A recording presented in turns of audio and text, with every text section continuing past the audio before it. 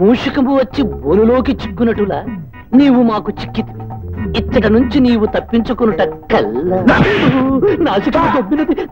జలక జలక తక్షణ కర్తవ్యము.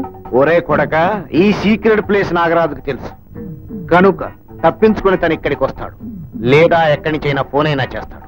అంతవరకు నువ్వు ఇక్కడే ఉండు.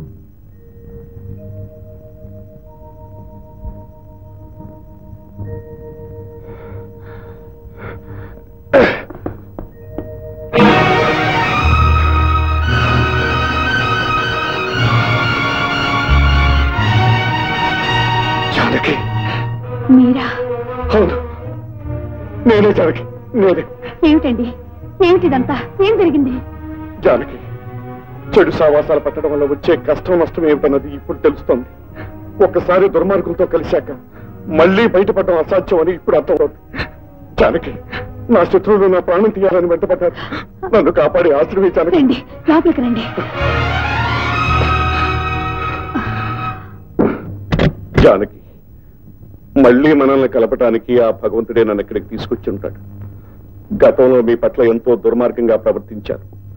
ఒకనాడు గుమ్మంలోకి బిడ్డలతో నువ్వు వచ్చినప్పుడు దయ లేకుండా తరిమివేశాను. ఆనాడు ఏదో ఒక రోజున నీ దగ్గరికి, నీ బిడ్డల దగ్గరికి అడుక్కుంటూ వస్తావని చెప్పించావు. ఇవాళ నిజంగా అదే జరిగింది జానకి.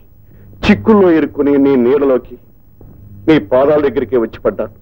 అంత మాట ఎందుకండి, ఊరుకోండి. జానకి, ఆనాడు తాగుడు మైకంలో నీతో నాకు ఏ సంబంధం లేదు పొమ్మన్నాను.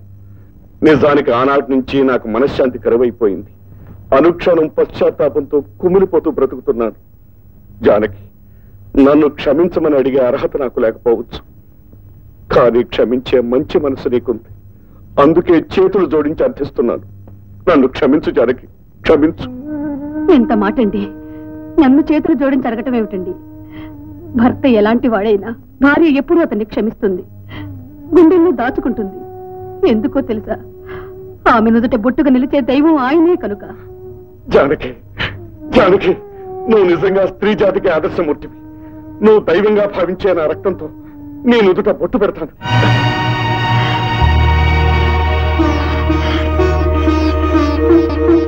ఏమండి, నేను ఇంత అదృష్టవంతురాలు అవుతానని కల్లో కూడా అనుకోలేదు.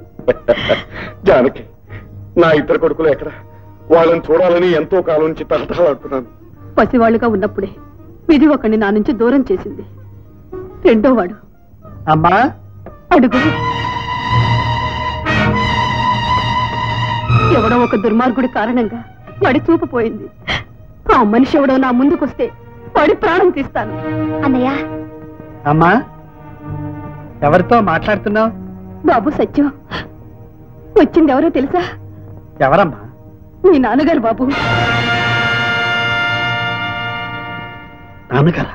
అవును బాబు, ఇన్నాళ్లకు మళ్ళీ ఈ ఇంట్లో వెలుగు నింపడానికి వచ్చారు.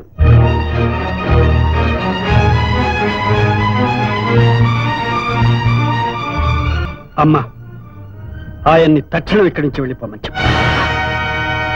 బాబు, ఏమిటా నువ్వనేది? అవునమ్మా, మనల్ని మన బ్రతుకుల్ని గాలికి ధూళికి వదిలేసి వెళ్ళిపోయిన ఈ మనిషి, సుమంగళివైన నిన్ను జీవితమంతా విధవగా గడిపేట్టు చేసిన ఈ మనిషి మళ్ళీ ఎందుకు చెట్టు వెళ్ళమని. బాబు, మీ నాన్న నాన్న బిడ్డలకు పట్టెడు మెతుకులు పెట్టడానికి వీలు లేక నువ్వు పనులు చేసి నాన్న అగచాట్లు పడ్డావే, అప్పుడేమయ్యారు ఈ నాన్నగారు? నీలాగే మోసపోయిన మరో తల్లి కన్న బిడ్డ కోసం నువ్వు నాన్న కష్టాలు పడ్డావే, అప్పుడేమయ్యారు ఈ నాన్నగారు?